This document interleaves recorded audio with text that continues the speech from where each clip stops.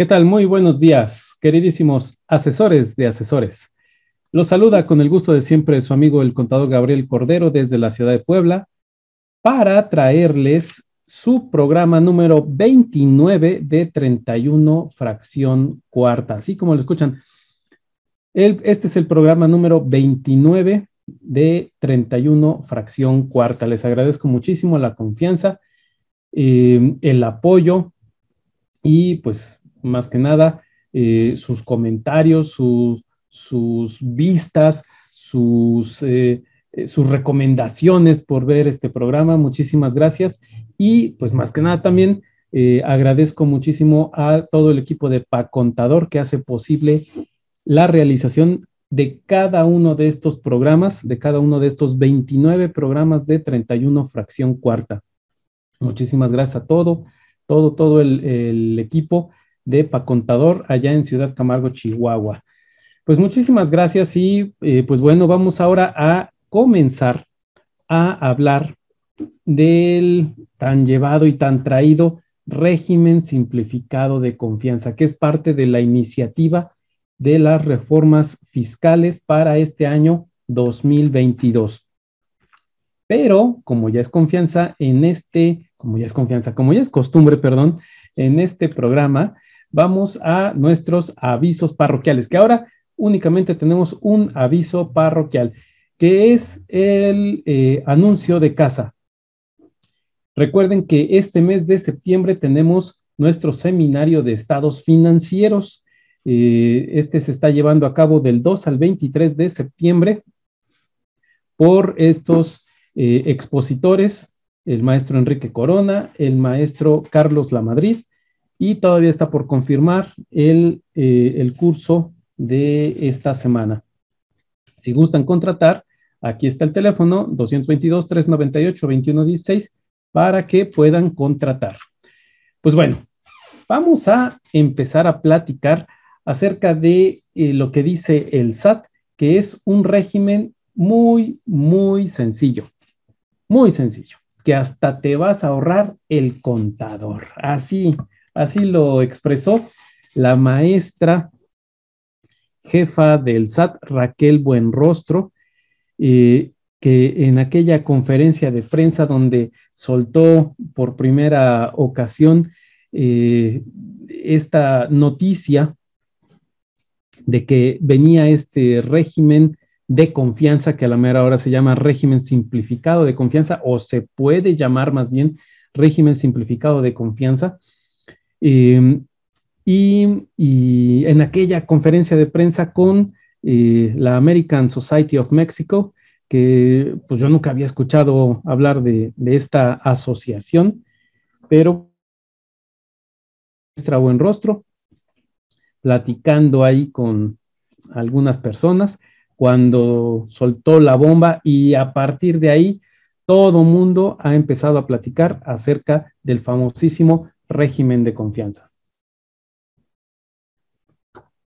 Reitero que esto está al nivel de una iniciativa de reformas fiscales. Por lo tanto, aquellas personas que les quieran vender un curso, aquellas personas que les quieran afirmar que esto ya es letra escrita con sangre, mándenlos por un tubo, porque esto es una iniciativa. Y aquí en 31 fracción cuarta, pues vamos a empezar a analizar las diversas iniciativas que se propusieron el pasado 8 de septiembre con base en la reforma fiscal 2022. Que hay que recordar que el presidente López había dicho de que no iba a haber reforma fiscal 2022. Sin embargo, si analizamos la iniciativa propuesta, vamos a encontrar que es una infinidad de artículos modificados los que se están proponiendo, y más que nada de Código Fiscal de la Federación. Ahorita me quise abocar en este tema del régimen simplificado de confianza porque pues es lo de moda, es lo que todo el mundo está hablando, es lo que todo el mundo trae ciertas dudas. Entonces Por eso es de que quise tocar este tema. Ya después vamos a hacer otros programas de 31 fracción cuarta, analizando otros aspectos de la reforma fiscal para el 2022. Bueno, la iniciativa, pues, ¿sale? Entonces, ahora, a partir de esa declaración que hizo por ahí de, ¿qué habrá sido? Como por principio o mediados de agosto, la jefa del SAT, después ha hecho otras declaraciones que, pues, híjola, de repente duda uno mucho que pudiera cumplir estos objetivos, esta iniciativa de reforma fiscal. Bueno, y entre las declaraciones que ha hecho la jefa del SAT, tenemos que esta reforma o esta iniciativa de reforma lo que pretende es atraer a los informales. Ahorita vamos a platicar acerca de esto y de este régimen, y ya después, al final, pues ustedes me van a decir si después de escuchar lo que lo que yo les tenga que decir, ustedes me dirán si realmente los informales se van a afiliar al RFC o no. Bueno, después tenemos otra declaración que dijo que los beneficios no se notarán hasta dentro de 3 años. Chihuahuas. Y entonces, ¿cómo esperan recaudar lo que están esperando recaudar? Que en la ley de ingresos de la Federación es una recaudación récord, es una recaudación histórica, más de 7 billones de pesos, lo que están esperando recaudar. Entonces, si los beneficios no se van a notar hasta dentro de 3 años de la iniciativa que están proponiendo, entonces, ¿cómo Chihuahuas están pensando recaudar? Yo supongo que van a seguir apretándole las tuercas a los grandes contribuyentes, y cuando se les acabe ese cochinito, pues seguirán hacia abajo, definitivamente. Y entonces seguirán con contribuyentes, pues grandotes, pero que no sean así de los grandototototes, contribuyentes grandes, y a los contribuyentes medianones y pequeños, pues simple y sencillamente los van a estar apretando con declaraciones, con requerimientos, multas, para seguir recaudando, aunque sea algo.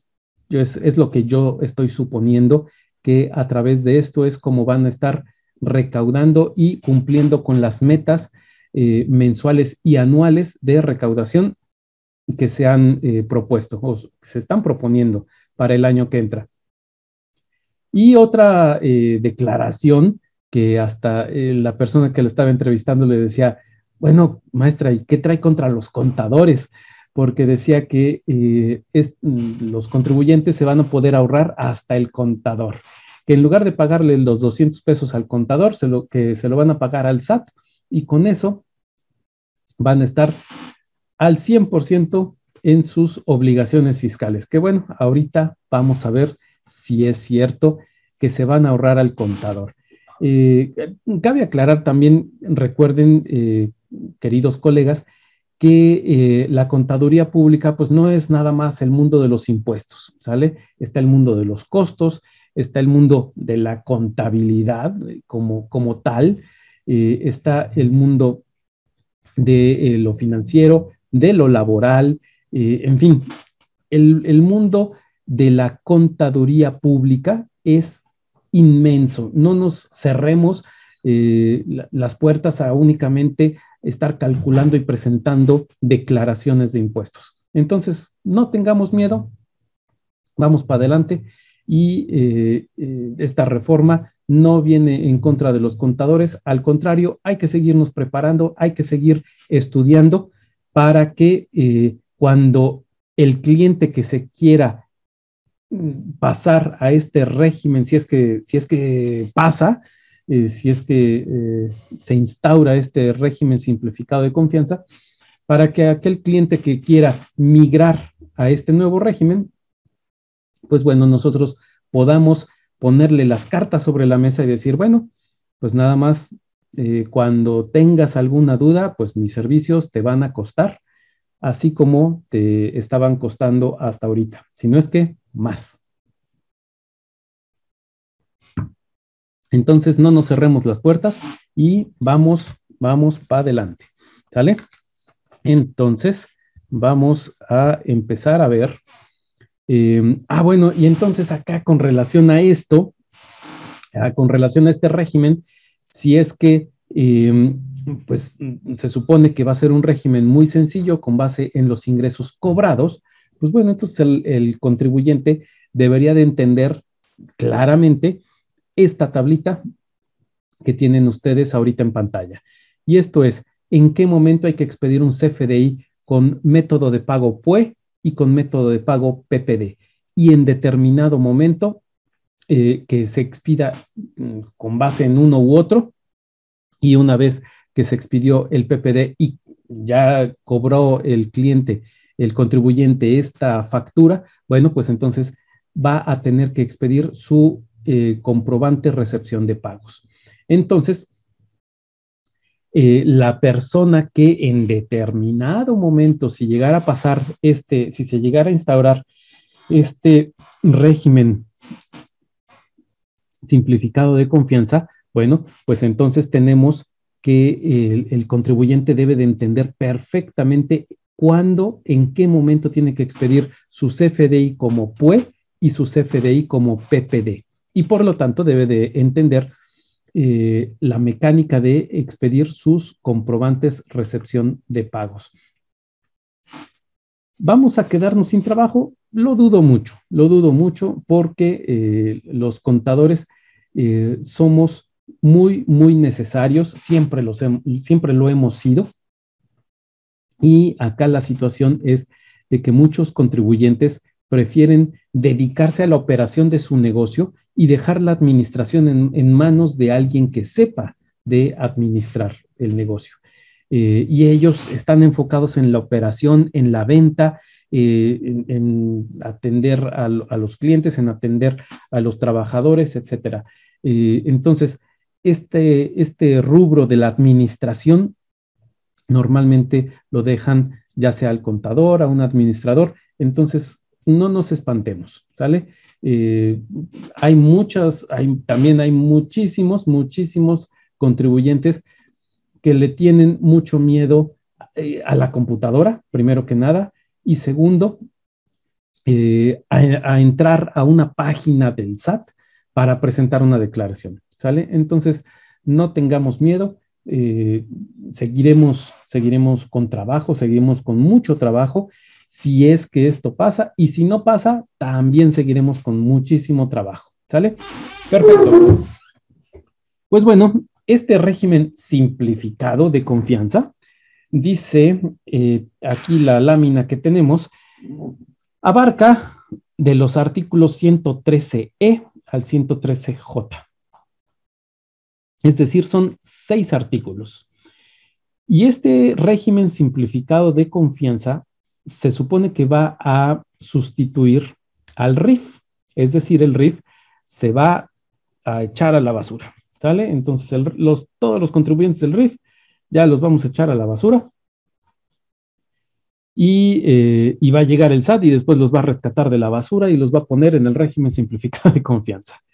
Entonces, el RIF, se supone que este régimen simplificado de confianza es más sencillo que el RIF, pues el RIF tenía únicamente 3 artículos, que el primero era bastante extenso, sin embargo, pues tenía únicamente 3 artículos, que también tenía disposiciones en la Ley de Ingresos de la Federación, que también tenía disposiciones en 2 o 3 decretos por ahí.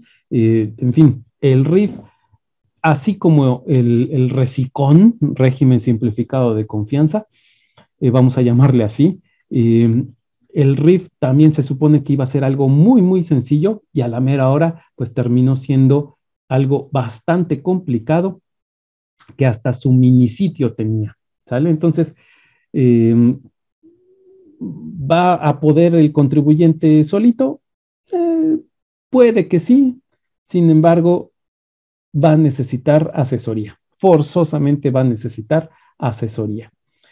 Esto es lo que ya había comentado, esto es una iniciativa, así es que no lo demos por palabra de Dios.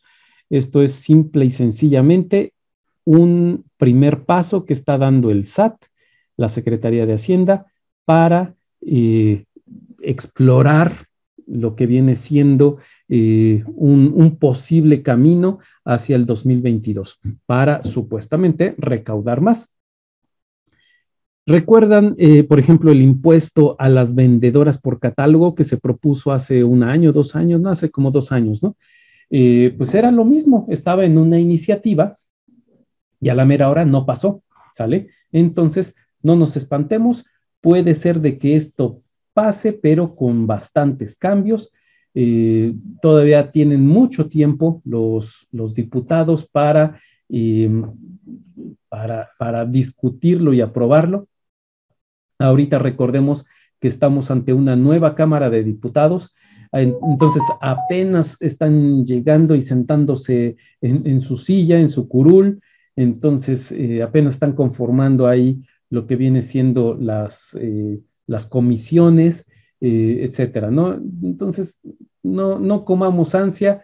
Les repito, si les quieren vender un curso del régimen simplificado de confianza, mándenlos por un tubo. No lo compren, por favor, porque en determinado momento no es el tiempo de estar comprando cursos ni dar cursos de estos temas. Muy bien.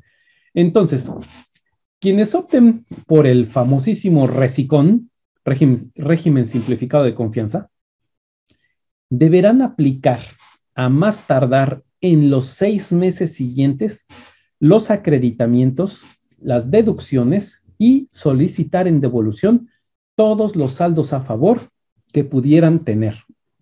Esto está en el artículo segundo, en la fracción séptima de las disposiciones transitorias. El artículo segundo de este decreto es el que contiene, del decreto, pues, de la iniciativa de reformas. El artículo segundo es el que contiene las disposiciones transitorias de la ley del impuesto sobre la renta. Y lo que viene siendo la fracción séptima de estas disposiciones transitorias es la que nos marca justamente esto que están viendo en esta lámina. Es decir, si esto entra en vigor a partir del 1 de enero del 2022, todos los contribuyentes, personas físicas que entren a este nuevo régimen, van a tener hasta el 30 de junio para aplicar cualquier tipo de acreditamiento, deducción o bien solicitar en devolución, y así lo dicen, devolución, todos los saldos a favor que pudiera tener los contribuyentes. Ahorita estamos hablando de personas físicas, aquí habla los contribuyentes en general que opten por ingresar al RESICON. Seguimos con las disposiciones transitorias y también nos dice esta misma fracción que lo dispuesto en el artículo 113I no será aplicable siempre y cuando se presente la declaración anual con el ajuste total.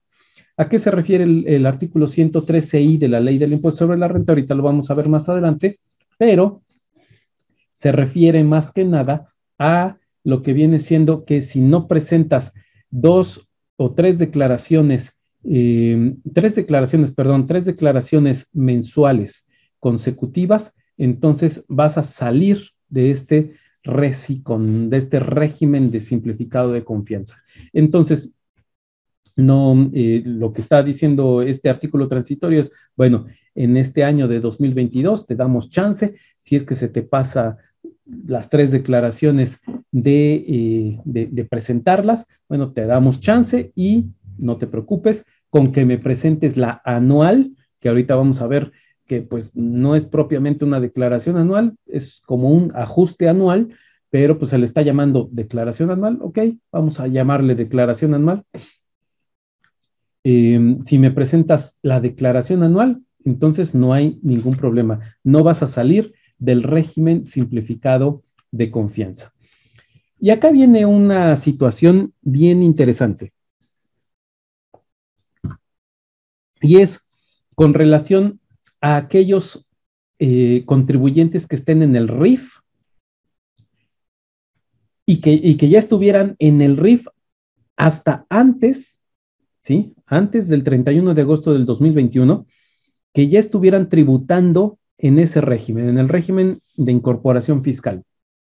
Bueno, pues nos dice las fracciones novena y décima de las disposiciones transitorias que podrán seguir pagando tanto su IVA y su IEPS de manera bimestral, primero que nada, y segundo, con los estímulos del artículo 23 de la Ley de Ingresos de la Federación. ¿A qué se refiere este artículo 23? Recordemos que son todos aquellos RIFs menores a 300,000 pesos anuales que no pagaban absolutamente nada, bueno, que no pagan absolutamente nada, entonces van a poder seguir gozando de esos beneficios durante los años que les queden como RIFs, ¿sale? Entonces, esto viene siendo bastante interesante y ya será cuestión de ver las reglas. Si es que esto pasa, vamos a ver, hay que esperar las reglas de carácter general que en su momento publique el SAT. Muy bien, seguimos entonces con las disposiciones transitorias con relación al famosísimo RESICON, régimen simplificado de confianza, y nos dice la fracción decimoprimera que los contribuyentes que vayan a optar por el RESICON deberán tomar como ingresos base los de 2019. Esto está bien interesante. Y sin embargo, aquellos contribuyentes que se inscribieron al RFC en 2019, 2020 o 2021, se considerará como si hubieran ejercido la opción, salvo que abandonen dicho régimen. Entonces, lo que nos está diciendo esta fracción decimoprimera es que aquellos contribuyentes que se inscribieron en el 2019, 20 y 21, automáticamente los van a pasar al famosísimo RESICON. Yo supongo que lo mismo, a través de reglas de carácter general, nos van a dar cierta ventana de tiempo para ejercer esta opción y en su momento decir, bueno, si quiero, no quiero meter un aviso al RFC para que, le avisemos al Registro Federal de Contribuyentes si es que vamos a optar por el famoso RESICON o nos vamos a ir por las deducciones autorizadas, ingresos, como venimos hasta ahorita, ¿no? Ingresos menos deducciones autorizadas, nuestra base y vámonos, ¿sale? Es decir, cómo estamos tributando hasta ahorita ciertas personas físicas, ¿sale? Ok, entonces vamos a ver el texto propuesto por la Secretaría de Hacienda y Crédito Público a la Cámara de Diputados el pasado 8 de septiembre de 2021. Sin embargo, antes de ver el texto, vámonos a un corte comercial porque ya me están haciendo señas allá en Ciudad Camargo, Chihuahua, de que es hora de un corte comercial. Vámonos al corte y regresamos.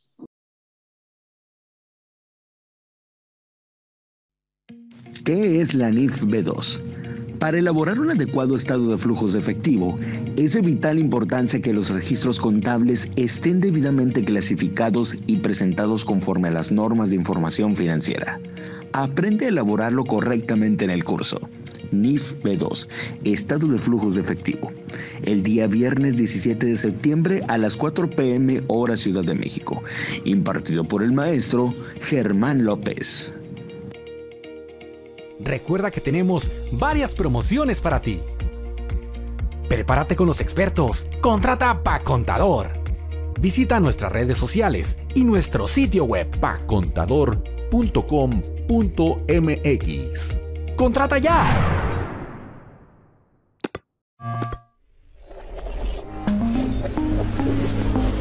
PaContador. Facilitamos tu día para que disfrutes tu vida.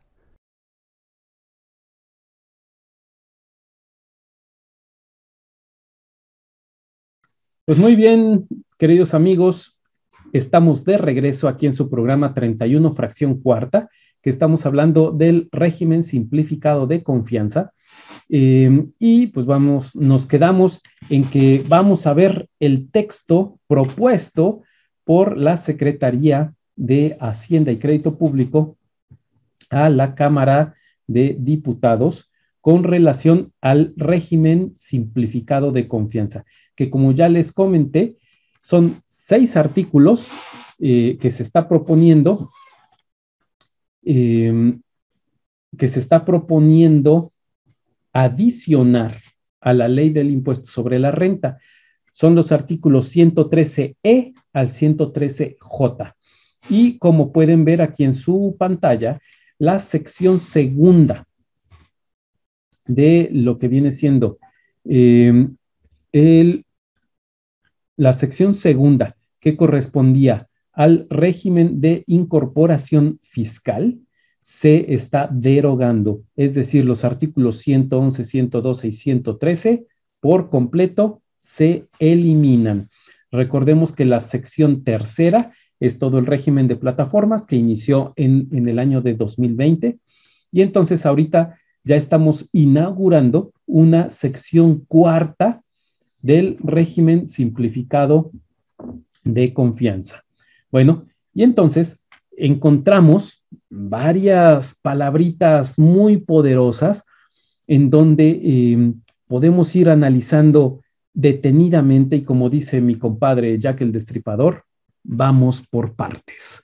Entonces, recuerden que va a haber se está proponiendo un régimen un régimen simplificado de confianza para personas físicas y otro ubicado en otra parte de la ley del impuesto sobre la renta para personas morales, ¿sale? Entonces, en esta ocasión estamos hablando exclusivamente del régimen simplificado de confianza para personas físicas. Y entonces acá lo que nos dice el texto del artículo 113E es que para los contribuyentes personas físicas que realicen, y ahí los subrayé, únicamente actividades empresariales, profesionales u otorguen el uso o goce temporal de bienes, podrán optar por pagar el impuesto sobre la renta en los términos establecidos en esta sección. Vamos por partes. Primero que nada, personas físicas, ¿sale? Ya quedamos de que ahorita estamos hablando únicamente de personas físicas. Después dice que realicen únicamente. Y ese únicamente es una palabrita que hasta viene sobrando en esta redacción. ¿Por qué? Porque encontramos más adelante, ¿sí? Aquí viene siendo, vamos a contar los párrafos, 2, 3, 4, 5, 6. Viene siendo el sexto párrafo, ¿sale? Entonces, en el sexto párrafo del artículo 113E, nos dice que los contribuyentes que ya vimos, que son actividad empresarial, honorarios, actividad profesional, que normalmente lo conocemos por honorarios, y arrendamiento, pero que además obtengan ingresos de los señalados en los capítulos primero y sexto. ¿A qué se refiere eso? Salarios e intereses, ¿sale? Podrán convivir con este famosísimo RECICON siempre y cuando no rebases el límite de ingresos mencionado en el primer párrafo del 113E, que es de 3,5 millones de pesos anuales. Entonces, ¿para qué me ponen aquí al principio la palabrita únicamente? ¿Sale? Si es que no lo van a respetar, ¿sale? Entonces, esa palabrita de únicamente bien podría echarse a la basura. Entonces, acá nos dice, ya quedamos. Entonces, actividad empresarial, ¿sí? Todo lo que viene siendo ganadería, agricultura, pesca, actividades industriales, silvicultura y comercio, pueden se engloban dentro de las actividades empresariales. Profesionales, todos los que nos dedicamos a prestar algún servicio personal independiente. Y otorguen el uso o goce temporal de bienes, arrendamiento. ¿Sale? Entonces, dice, podrán, y esta es una palabrita también muy, muy, muy poderosa, que la voy a poner aquí en negritas y hasta lo voy a poner con letra más grande. Podrán, ¿sale? El régimen simplificado de confianza es un régimen optativo, no es a la de a fuerza. Puedes estar aquí o bien puedes estar en el mal llamado régimen general o en arrendamiento, ¿sale? Como normalmente hemos estado ahí. Ya es cosa de hacer los cálculos. Ahorita vamos a hacer los cálculos, cómo se hacen, pero hay que hacer el comparativo. Si es que esto llega a pasar en la Cámara de Diputados, hay que hacer los comparativos necesarios por cada caso en específico. No intenten generalizar con sus clientes, por favor, colegas, no hagan eso. Cada caso es un caso especial. Recuerden que la contabilidad es un traje hecho a la medida para cada contribuyente, para cada cliente. Cada cliente es especial, cada cliente tiene sus características únicas. Entonces, no vayan a intentar hacer general una cosa que viene siendo tan específica. Si es que esto llega a pasar, entonces lo que vamos a tener que hacer es comparar con cada uno de nuestros clientes qué le conviene más, el recicón o quedarse en el régimen en el cual está hasta ahorita, ¿sale? Entonces hay que hacer los cálculos necesarios en llegado su momento para cada uno de nuestros clientes. Entonces, podrán, ya quedamos, es un régimen opcional, ¿sale? Muy bien. Entonces nos dice, podrán pagar el impuesto sobre la renta en los términos establecidos en esta sección. ¿Qué sección? Sección cuarta, régimen simplificado de confianza. Y sigue la lectura. Siempre que la totalidad de sus ingresos propios de la actividad o actividades señaladas que realicen obtenidos en el ejercicio inmediato anterior, que ya vimos los transitorios, ¿a qué se refiere con estos ingresos obtenidos en el ejercicio inmediato anterior? Que no hubieran excedido de la cantidad de 3.500.000 pesos, ¿sale? Entonces, acá vamos, bueno, el segundo párrafo, lo que nos dice más que nada es que si inicias operaciones a mediados del 2022, entonces tienes que hacer ahí el famosísimo cálculo que también estaba en el RIF para determinar los famosos 2 millones de pesos para RIF. Aquí son 3,5 millones, entonces tienes que hacer una proporción.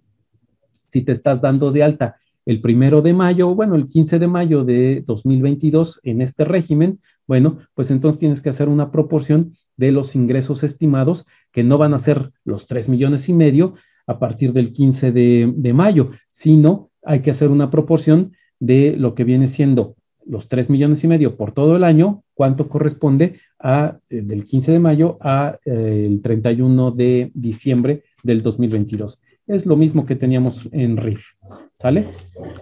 Tenemos entonces aquí nuestro tercer párrafo.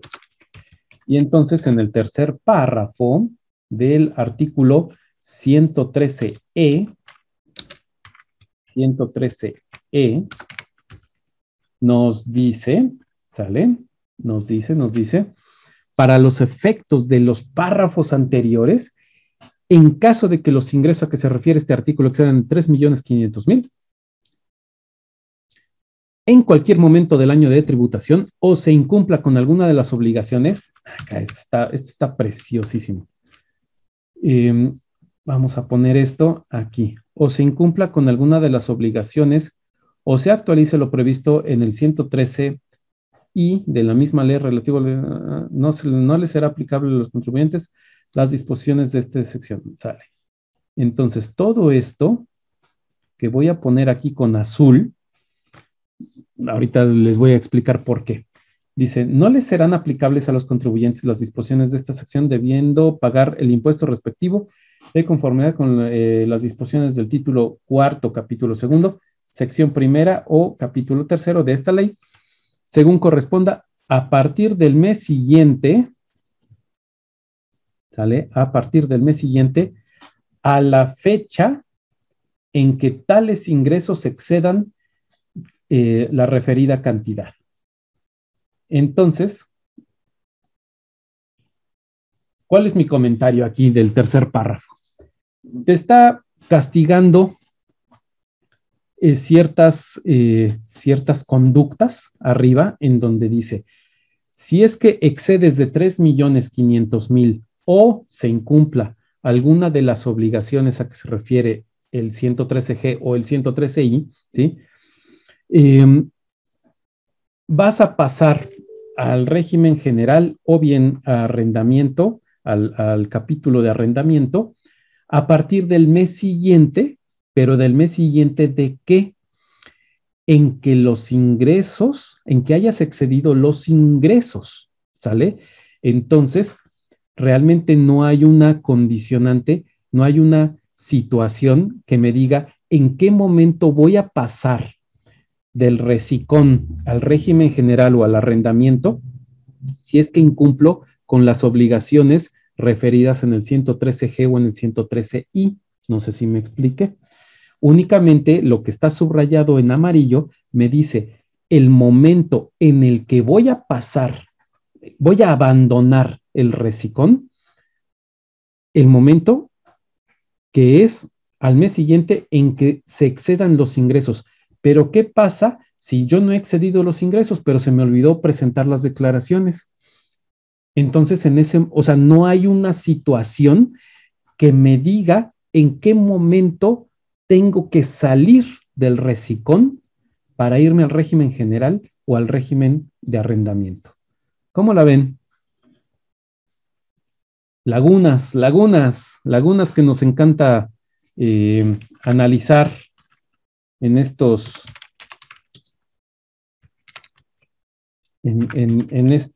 programas. Ahora, cuarto párrafo, ¿sale? Cuarto párrafo. Cuarto párrafo. Los contribuyentes a que se refiere este artículo calcularán y pagarán el impuesto en forma mensual, ¿sale? Van a presentar declaraciones mensuales a más tardar el día 17 del mes inmediato posterior a aquel al que corresponda el pago y deberán presentar la declaración anual a que se refiere el artículo 113F de esta ley, ¿sale?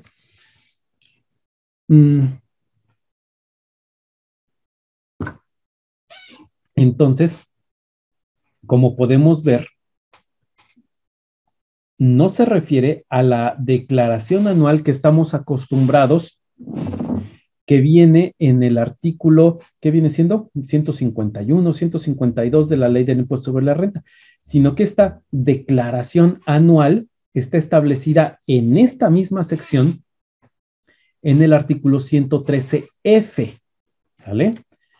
Ahora nos dice el quinto párrafo, los contribuyentes determinarán los pagos mensuales considerando el total de ingresos que perciban por las actividades a que se refiere el primer párrafo de este artículo, actividades empresariales, honorarios o arrendamiento, y estén amparadas por los comprobantes, por los FDIs efectivamente cobrados, ¿sale? Sin incluir el IVA y sin aplicar deducción alguna, considerando la siguiente tabla. Y entonces tenemos aquí que hasta 25,000 pesos, 1%, hasta 50,000, 1.1, hasta 83,000, 1.5, y después hasta 208,333, el 2%, y hasta 3,500,000, el 2.5%, ¿sale? Entonces, esa es la forma en que vamos a pagar lo que viene siendo el impuesto conforme a esta famosa tablita de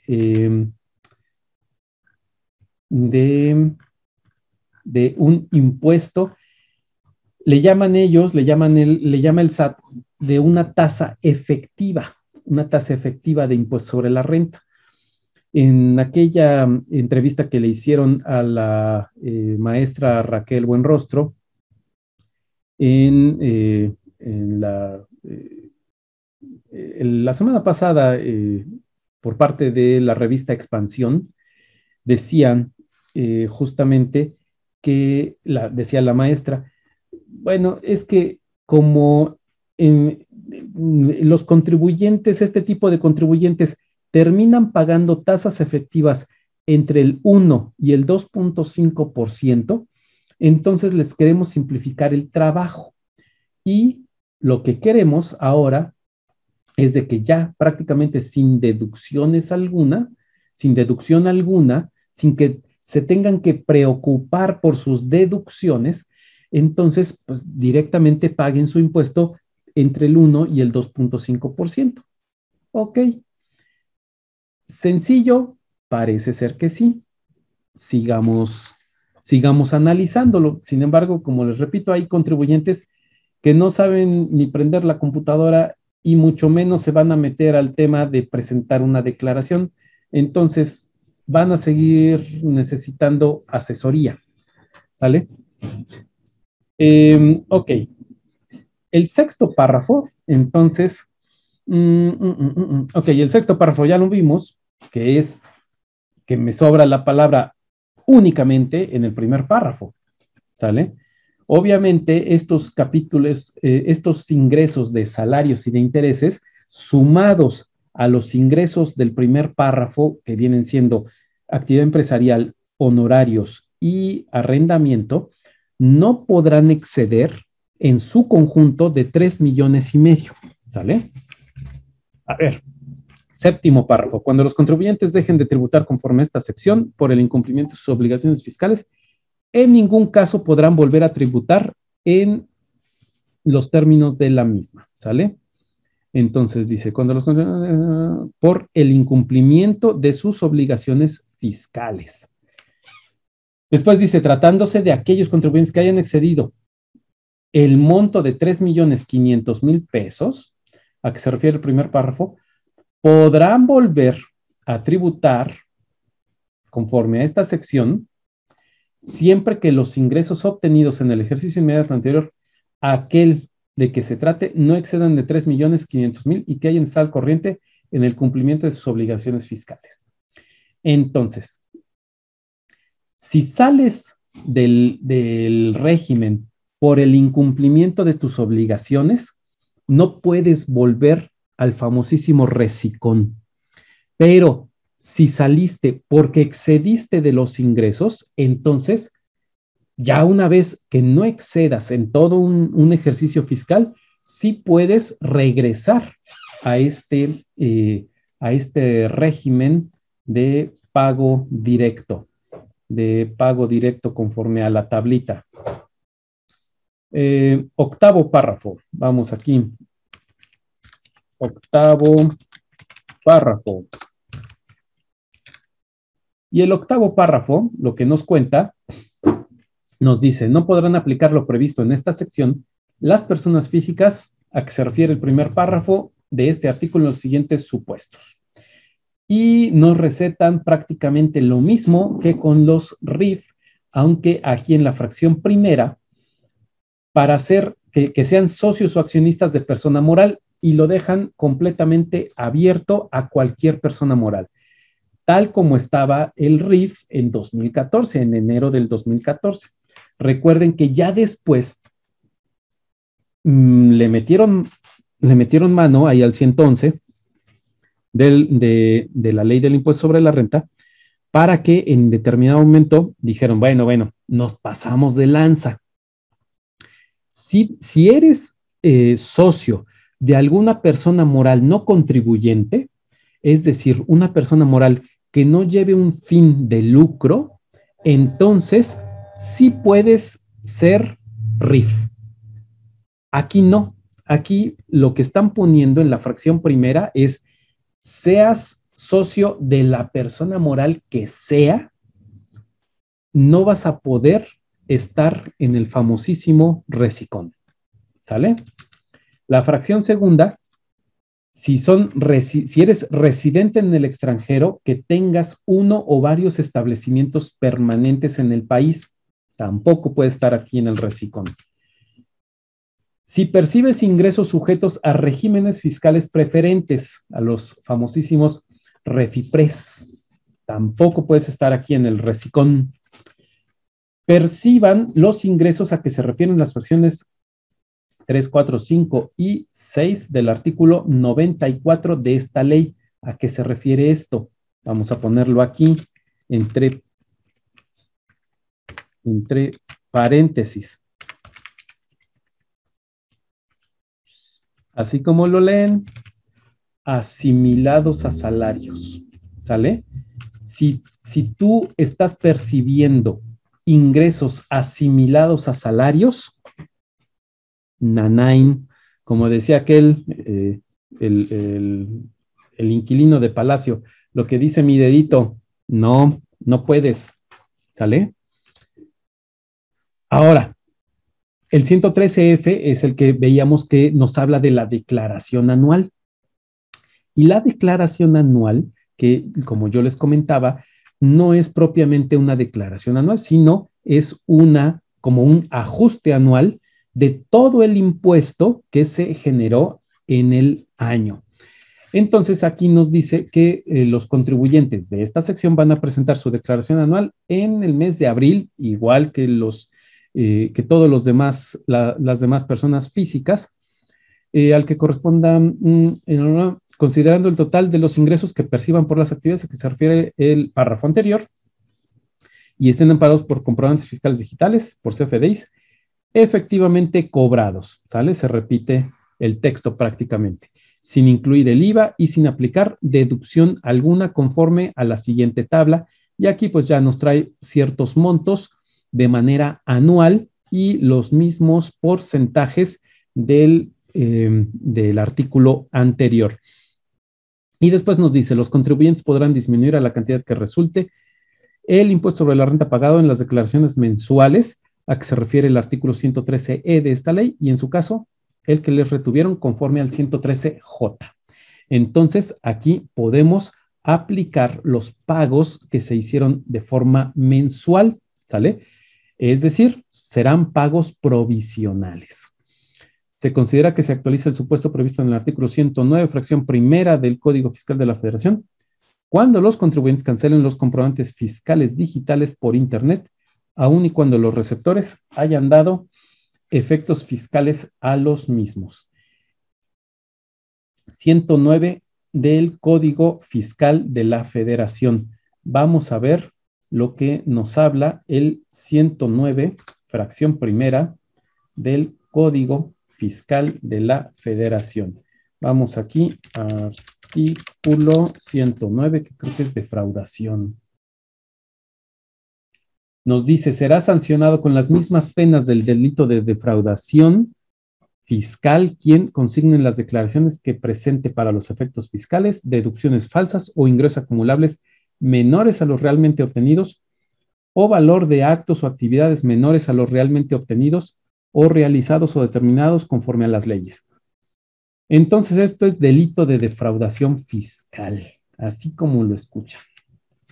Vamos a ponerlo aquí en las notas. Delito de defraudación fiscal. Ahí estamos. Y entonces, ¿qué es el delito de defraudación fiscal? Cancelar tus CFDIs una vez cuando los cancelos aún y cuando los receptores, es decir, no podrás cancelar tus CFDIs aún y cuando los receptores hayan dado efectos fiscales a los mismos. ¿Cómo la ven? ¿Cómo la ven? ¿Cómo la ven? Se considerará un delito de defraudación fiscal. No, está canijo esto. Ahora, díganme, ¿qué va a pasar con una persona?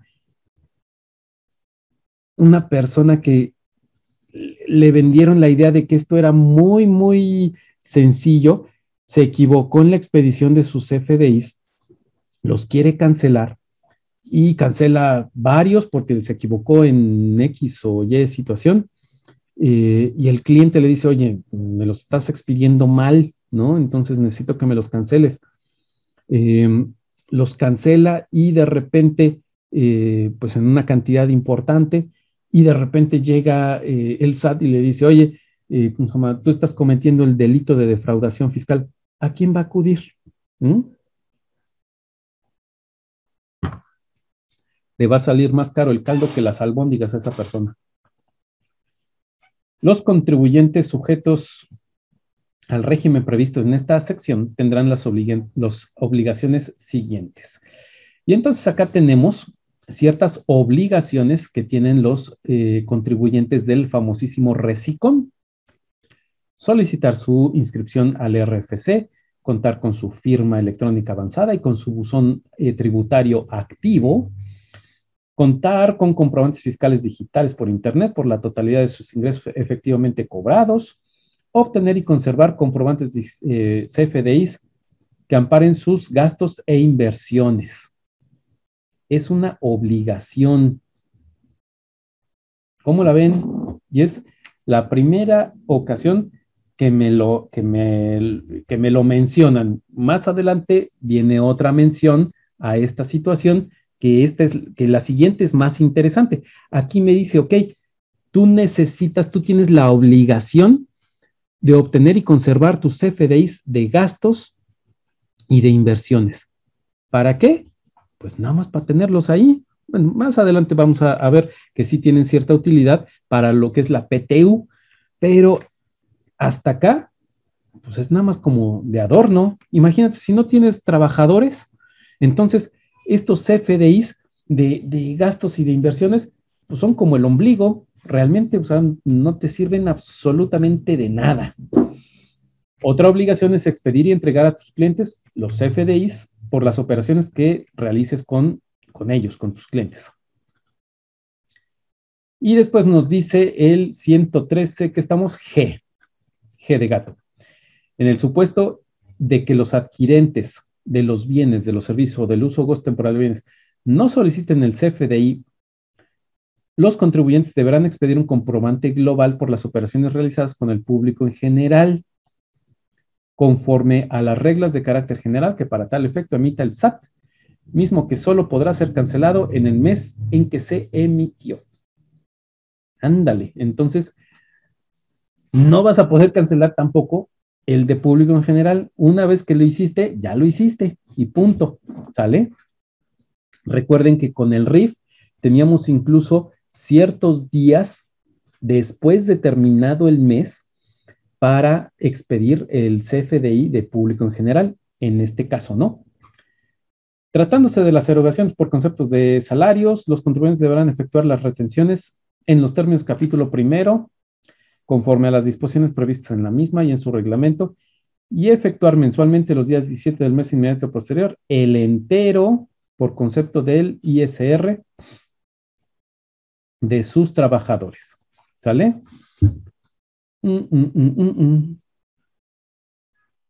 Deberán efectuar las retenciones y el entero. Presentar el pago mensual en los términos de esta sección a más tardar el día 17, cuando derivado de la información que conste en los expedientes, documentos, bases de datos que lleven, tengan acceso o en su poder las autoridades fiscales, así como aquellos proporcionados por otras autoridades por terceros, la autoridad detecte que el contribuyente percibió ingresos sin emitir los comprobantes fiscales correspondientes, dicho contribuyente dejará de tributar en los términos de esta sección y deberá realizarlo en los términos del título cuarto, capítulo segundo o capítulo tercero de esta ley, según corresponda. Es decir, si el SAT va con el banco y el banco va de chismoso, que tengo más depósitos que ingresos, entonces me van a sacar del famoso RECICOM. ¿sale? Es lo que me está diciendo aquí este párrafo de la iniciativa. ¿Qué va a pasar entonces si en determinado momento el contribuyente tiene más depósitos por otras situaciones, a lo mejor una herencia, una donación, un préstamo, y en determinado momento el formato de la declaración anual del RECICON no tiene esos renglones? Entonces se me va a actualizar este supuesto y me van a sacar del RECICON. Está interesante. Lagunas, lagunas y más lagunas. Presentar su declaración anual en el mes de abril del año siguiente a aquel en que corresponda la declaración. Y acá viene lo que les comentaba. Para efectos de la PTU, ¿cómo voy a calcular la PTU? Bueno, a los ingresos totales le voy a disminuir el importe de los pagos de servicios, adquisición de bienes, uso o goce temporal de bienes efectivamente pagados. Y también los pagos que a su vez sean exentos para el trabajador. Este es el único momento en el que me sirven de algo las deducciones autorizadas. Los CFDIs de egresos. De ahí en fuera no me sirven para maldita sea la cosa. Entonces, lo que yo digo, ¿a qué nos va a, en qué nos va a beneficiar? Si en determinado momento el contribuyente no tiene trabajadores, imagínense cómo va a estar esta situación con relación a las deducciones, a los CFDIs de egreso, porque en determinado momento los CFDIs de egreso no nos van a servir para nada, ni para esto de la PTU, y entonces, ¿para qué los pido? ¿Sale?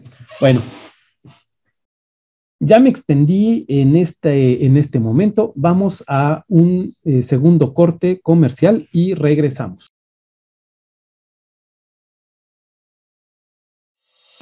Aprende cómo estructurar y presentar correctamente los estados de resultado integral en el curso NIF B3, Estado de Resultados Integral, el día jueves 23 de septiembre a las 4 p.m. hora Ciudad de México, impartido por el maestro Carlos Lamadrid.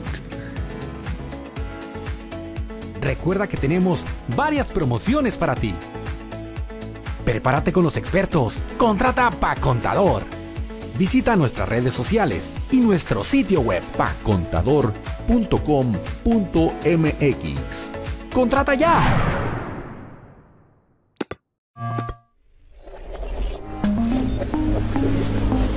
Pacontador.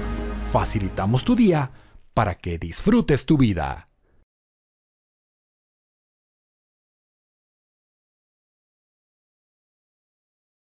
Regresamos porque ya me extendí bastante. Este tema del RECICON está interesante por tantas lagunas y tantos hoyos que tiene, tantos socavones. Estamos en Puebla, entonces hay muchos socavones en esta iniciativa de ley que está presentando la Secretaría de Hacienda y Crédito Público a la Cámara de Diputados. Entonces, está bien interesante. Vamos a aplicarnos un poquito más rápido, porque si no me va a ganar el tiempo. El 113H nos habla de que los contribuyentes que opten por pagar el impuesto conforme a esta sección deberán cumplir con lo siguiente: encontrarse activos en el RFC, en el caso de reanudación de actividades que en el ejercicio inmediato anterior los ingresos amparados en comprobantes en CFDIs no hayan excedido 3.500.000, que es el límite. Encontrarse al corriente en el cumplimiento de sus obligaciones fiscales conforme a lo previsto en el artículo 32 del Código Fiscal, que esto no nos asegura que estén realmente al corriente en sus obligaciones. Están al corriente en la presentación de las declaraciones, más no en cómo se presentaron. Estarán de acuerdo conmigo.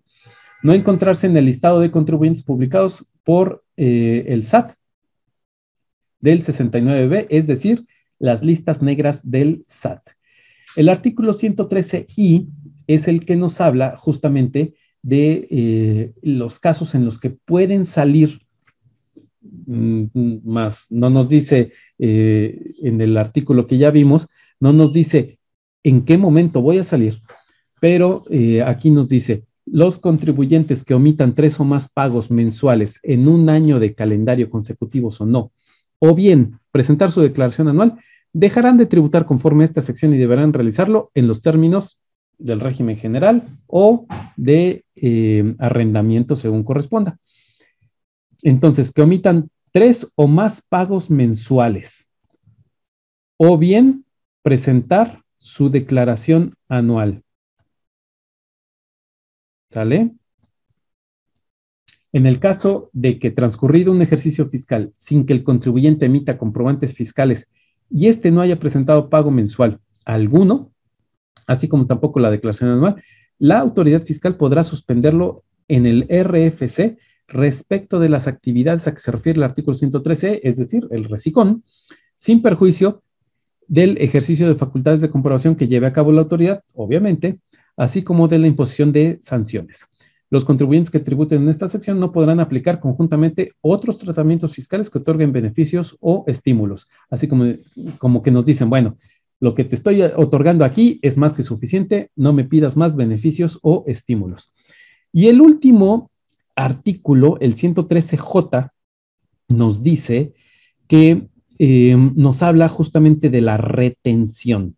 Y entonces nos dice, cuando los contribuyentes a que se refiere el artículo 113E, es decir, los que pueden optar por tributar en el RECICON, realicen actividades empresariales profesionales o otorguen el uso o goce temporal de bienes, arrendamiento, a personas morales, estas últimas deberán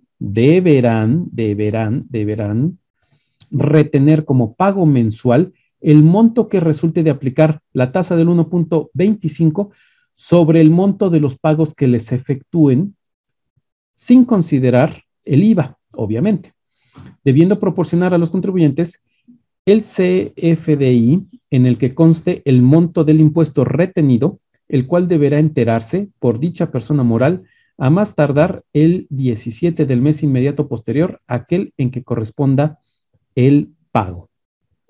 El impuesto retenido en los términos de este artículo será considerado pago mensual que deban presentar las personas físicas. Entonces, vamos a recapitular ciertos puntos. ¿Qué va a pasar si conforme al 113, ¿qué es?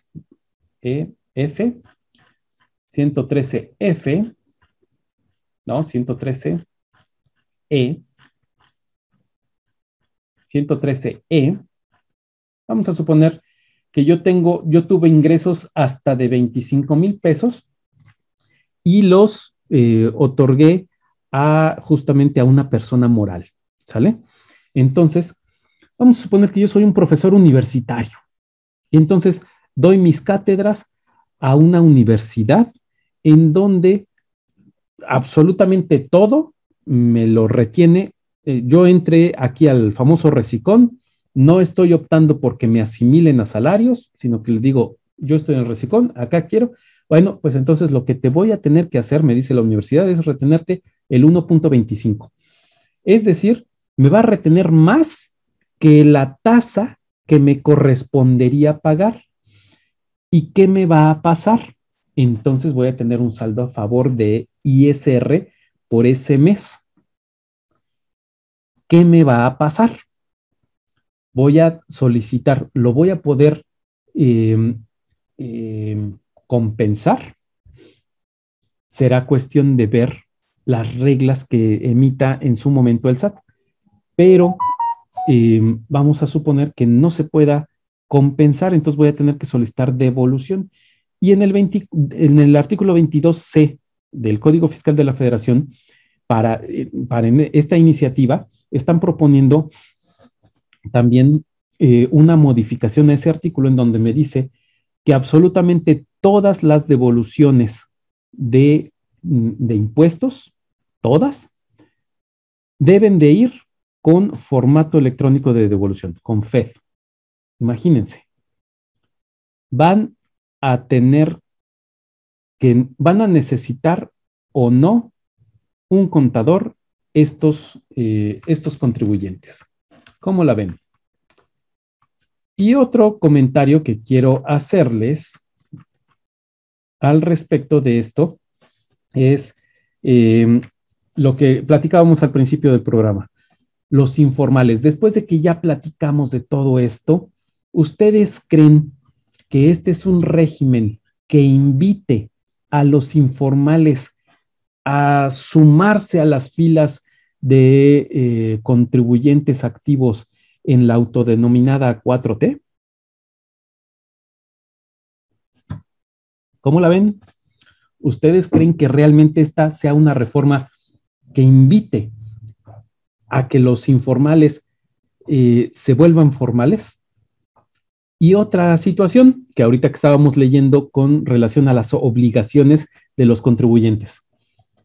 ¿En dónde dice que las personas, bueno, viene siendo en el capítulo primero, no, sí, ahí vienen las obligaciones.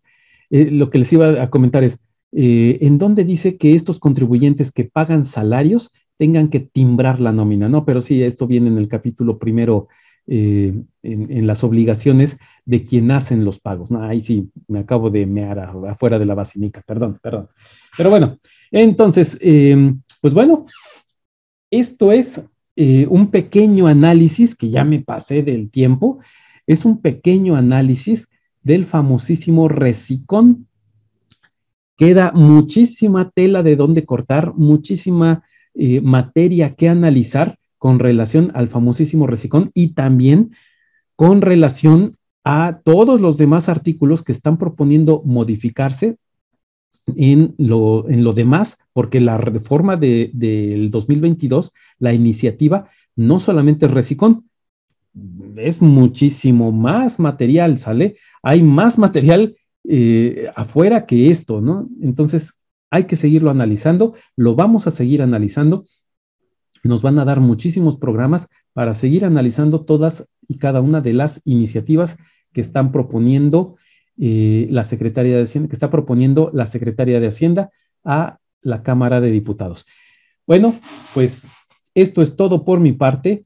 Recuerden, yo soy Gabriel Cordero, este es su programa 31 fracción cuarta. Me despido desde la ciudad de Puebla. Hasta luego.